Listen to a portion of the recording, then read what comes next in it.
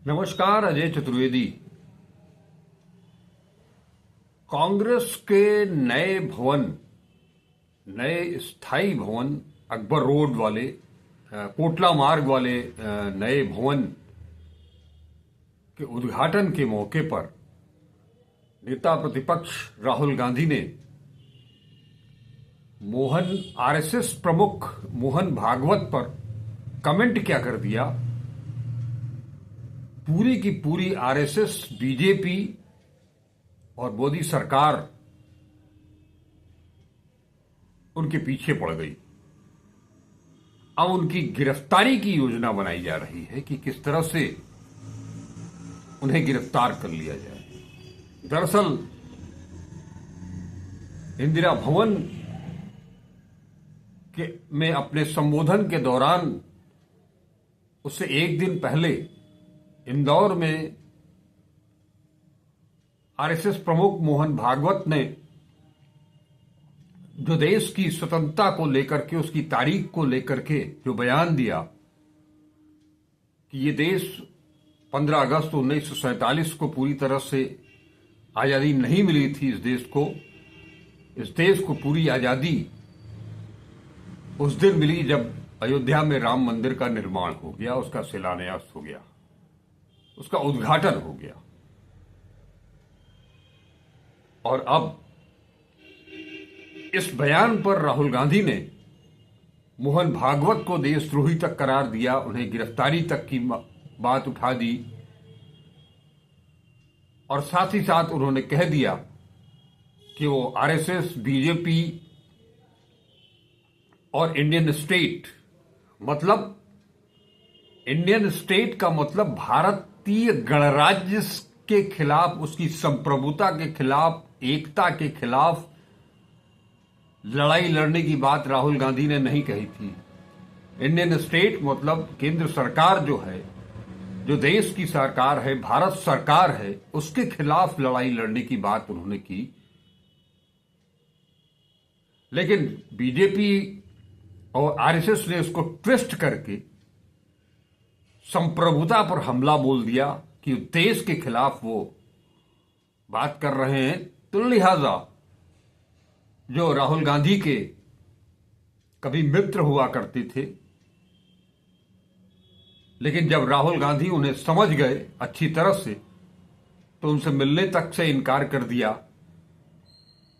जब ये मिलने के लिए उनके आवास पर गए थे, वो अपने डॉगी को बिस्किट खिला रहे थे, इनसे नहीं मिले। उसके बाद से असम के जो मुख्यमंत्री हैं बीजेपी के, कांग्रेस छोड़ करके हेमंत विश्वा शर्मा बीजेपी में गए और बीजेपी ने उनको हाथों हाथ लिया और असम का मुख्यमंत्री बना दिया। आपको याद होगा पिछले साल जब न्याय यात्रा इसी समय निकली थी मणिपुर से, उस दौरान भी राम मंदिर के निर्माण के दिन, राम मंदिर के उद्घाटन के दिन, जब वो एक मंदिर में जाना चाह रहे थे तो उनको रोका गया। उनके खिलाफ क्या क्या विश्वमन नहीं किया हेमंत विश्व शर्मा ने। उन्हीं के राज्य में अब राहुल गांधी के खिलाफ इंदिरा भवन में दिए गए उनके बयान को लेकर के गुवाहाटी के पान बाजार पुलिस स्टेशन में एफआईआर दर्ज की गई है। आरोप है कि उन्होंने हाल में कहा था कि भाजपा और संघ ने हर संस्थान पर कब्जा कर लिया है और अब हम उनके साथ इंडियन स्टेट से भी लड़ रहे हैं। राहुल ने यह बयान दिल्ली में दिया था, जैसा मैंने आपको बताया। एफआईआर भारत की संप्रभुता, एकता और अखंडता को खतरे में डालने के आरोपों के तहत दर्ज की गई है। इतना बड़ा आरोप कि राहुल गांधी देशद्रोही हैं, देशद्रोह का मुकदमा चलना चाहिए। खैर, ये सरकार जब से आई है तब से हर इनके खिलाफ एक शब्द भी आपने बोला तो आप देशद्रोही हैं। ये तो पूरे देश भर में ये सर्वमान्य हो गया है कि बीजेपी और बीजेपी सरकार के खिलाफ अगर आपने कुछ बोला तो आपसे बड़ा देशद्रोही कोई नहीं है। तो क्या वैसे भी राहुल गांधी के ऊपर करीब 36-37 मुकदमे दर्ज हो चुके हैं पूरे देश भर में, जहां तहां। एक मुकदमे में जो कि गुजरात में था, उनकी सदस्यता लोकसभा की छीन ली गई, उनको घर से निकाल बाहर कर दिया गया। लोकल कोर्ट से लेकर के हाई कोर्ट तक ने उनको दोषी ठहराया। लेकिन क्या हुआ सुप्रीम कोर्ट में? अब सुप्रीम कोर्ट का नाम आ गया तो एक चीज और बता दें कि आज ही के दिन सुप्रीम कोर्ट ने झारखंड में दर्ज एक मानहानि का मुकदमा जो कि गृह मंत्री अमित शाह के खिलाफ था, कि उनकी मानहानि की है राहुल गांधी ने, और एक तीसरे पक्ष ने मुकदमा दर्ज कराया था। वहां उस मामले में सुप्रीम कोर्ट ने राहुल गांधी को राहत दी है, और झारखंड में जो कुछ भी मुकदमा चल रहा था तब उस पर रोक लगा दी गई है। जब तक इसकी सुनवाई सुप्रीम कोर्ट में चलेगी तब तक झारखंड के हाई कोर्ट और लोअर कोर्ट में इस पर कोई सुनवाई नहीं होगी। इसी तरह से वो हर जगह जाते रहते हैं, उनके नाम से वारंट जारी होते रहते हैं। जहां भी इनको लगता है कि बस अब खतरा है तो उनके खिलाफ एक मुकदमा दर्ज करा देते हैं। पिछले साल भी हेमंत विश्व शर्मा ने कहा था ना कि मैं इनके खिलाफ मुकदमा दर्ज कराऊंगा, तो उन्होंने मुकदमा दर्ज करा दिया है हेमंत विश्व शर्मा ने। लेकिन अब सवाल यह उठता है कि क्या राहुल गांधी के खिलाफ गिरफ्तारी की कार्रवाई भी होगी? हालांकि अगर ऐसा कोई सोच भी रहा होगा तो उससे राहुल गांधी तो इस दिन का इंतजार कर रहे हैं कि उनको गिरफ्तार कर लिया जाए। जो आदमी 55 घंटे ईडी की पूछताछ में दे सकता है और वहां से बेदाग निकल करके आ सकता है। एक मुकदमा अभी उनके भारतीय राष्ट्रीयता को लेकर के चल ही रहा है, जिस पर कि अभी हाईकोर्ट ने इलाहाबाद हाईकोर्ट के लखनऊ बेंच ने जो है वो गृह मंत्रालय से उसकी रिपोर्ट मांगी थी। उसका कुछ पता ही नहीं चला क्या हुआ। एक नया अब देशद्रोह का मुकदमा उनके ऊपर ठोक दिया गया है। आप सभी को अच्छी तरह से याद होगा कि जब इंदिरा गांधी सत्ता से बाहर हुई थी तो उनके खिलाफ भी मुकदमा दर्ज हुआ था और उन्हें जेल भी भेजा गया था, तिहाड़। क्या हुआ नतीजा? तो आज जिन मुद्दों को लेकर के राहुल गांधी देश के कोने कोने में घूम रहे हैं, वो संविधान का मुद्दा, वो जाति जनगणना का मुद्दा, वो आरक्षण का मुद्दा, महंगाई का मुद्दा, बेरोजगारी का मुद्दा, इन सभी चीजों को लेकर के अब तो वो 26 जनवरी गणतंत्र दिवस से एक यात्रा पर निकलने वाले हैं। जय बापू, जय भीम, जय संविधान।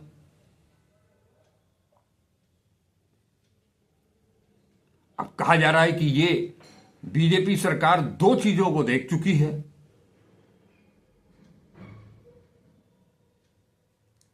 भारत जोड़ो यात्रा और भारत जोड़ो न्याय यात्रा। मुद्दा वही संविधान का था, वह जाति जनगणना का था, आरक्षण का था, जिसका नतीजा लोकसभा चुनाव में देखने को लिए मिल गया कि 400 पार की बात करते करते बहुमत तक भी नहीं पहुंच पाए, 240 पर सिमट गए। और कांग्रेस आंकड़ों के लिहाज से आज सेंचुरी पार कर चुकी है। तो इन सब चीजों को लेकर के अगर कोई ये सोच रहा है कि राहुल गांधी की गिरफ्तारी हो जाएगी, मुझे नहीं लगता कि कोई भी सत्ता राहुल गांधी को गिरफ्तार करके अपने पैर में कुल्हाड़ी मारने के काम करेगी। इतना आसान नहीं है। जिन मुद्दों को लेकर उन्होंने जन जन तक पहुंचा दिया है,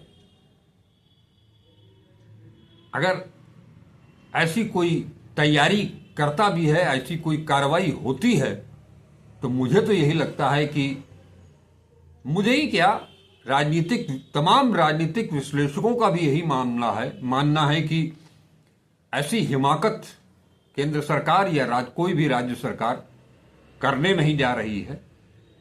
और अभी तो ये एक एफआईआर है, मुकदमे भी चलेंगे, इसमें समन जारी होगा, गिरफ्तारी का वारंट भी जारी होगा,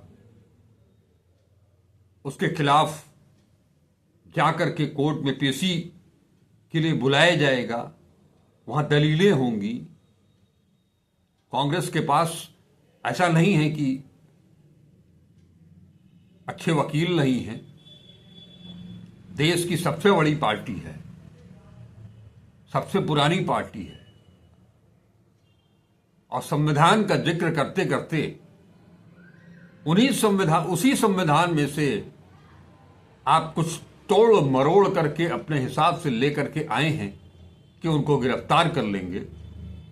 तो अगर ऐसा होता है तो ये राहुल गांधी के कद को और ऊपर करेगा, क्योंकि राहुल गांधी देशद्रोही नहीं है।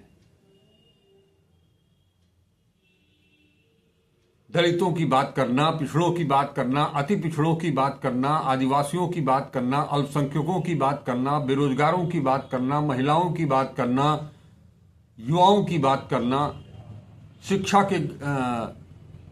शिक्षण संस्थाओं पर हो रहे आघात पर बात करना, ईडी सीबीआई के खिलाफ बात करना, चुनाव आयोग के खिलाफ बात करना, केंद्र सरकार पर हमला बोलना। दरअसल नेता प्रतिपक्ष का काम ही यही है कि अगर सरकार जनहित के काम नहीं कर रही है, कुछ वो गलत रास्ते पर जा रही है, तो उसे जगाना, आम आदमी के मुद्दों को संसद में उठाना है। इतने दिनों से तमाम लोग हैं, कौन गया एम्स, इस शीतलहरी में, कड़कड़ाती ठंड में एम्स में रात को घूमने के लिए कौन गया कि कौन सा रोगी कहां कैसे पड़ा है। खुले आसमान के नीचे ठिठुर रहे हैं लोग, वो चाहे रोगी हो, उनके तीमारदार हो, उनका हालचाल लेने के लिए नेता प्रतिपक्ष ही तो निकले, राहुल गांधी। जन जन के बीच में जाकर के उनसे उनकी समस्याओं को जानना और उसे संसद में उठाना, यह सरकार पर दबाव बना करके उनके लिए कुछ काम कराना, यही तो नेता प्रतिपक्ष का काम है। वो अपने दायित्वों को लेकर के पूरी तरह से सजग हैं, और जिस तरह से वास्तव में केंद्र सरकार ने सभी संवैधानिक संस्थाओं को, सभी स्वायत्त शासी संस्थाओं को एक तरह से कब्जा कर लिया है, तो उसके खिलाफ तो हर कोई बोल रहा है, बीजेपी आरएसएस को छोड़ करके। इतना आसान भी नहीं है राहुल गांधी की गिरफ्तारी। अगर किसी को लगता है कि वो उन्हें गिरफ्तार करके जेल भेज दिया जाएगा और देश पूरा शांत रहेगा, तो ऐसा भी नहीं होना है। ये एक सीधे सीधे मोहन भागवत ने जो बयान दिया था, उस तरफ से जनता का दिमाग हटाना, माइंड डाइवर्ट करने की एक कोशिश भर है, उसके अलावा और कुछ भी नहीं है।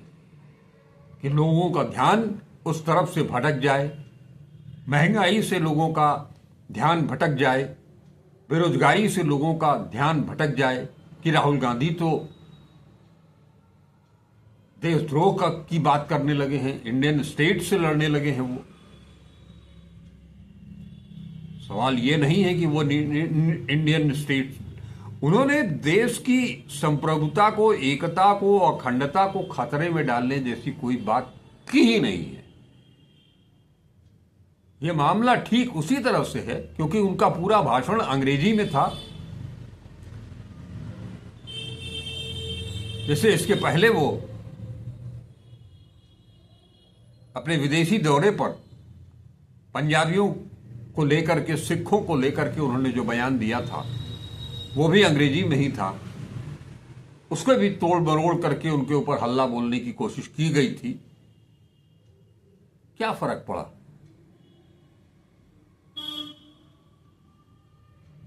कानून है, संविधान है, इसीलिए संविधान की रक्षा की बात की जा रही है, संविधान की रक्षा की वकालत की जा रही है बार बार।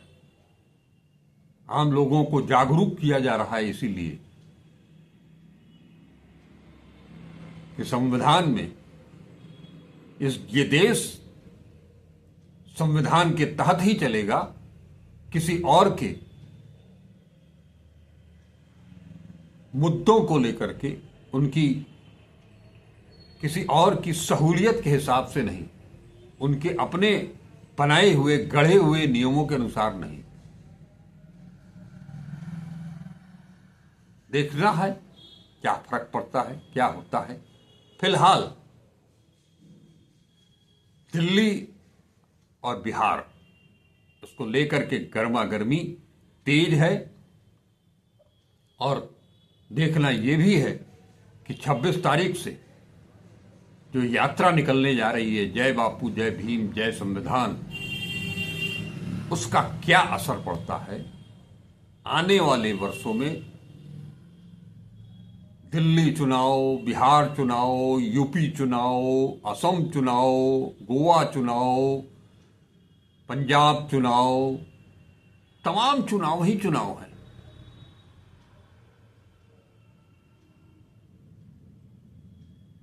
तो दोनों पक्ष अपने अपने ढंग से उसकी तैयारी कर रहे हैं कि कौन किसको कैसे पटकनी देगा। इसी का एक हिस्सा मैं मानता हूं ये जो एफआईआर असम में दर्ज हुआ है। इसके अलावा और कुछ भी नहीं लगता है, मुझे तो नहीं लगता है। नमस्कार, अजय चतुर्वेदी।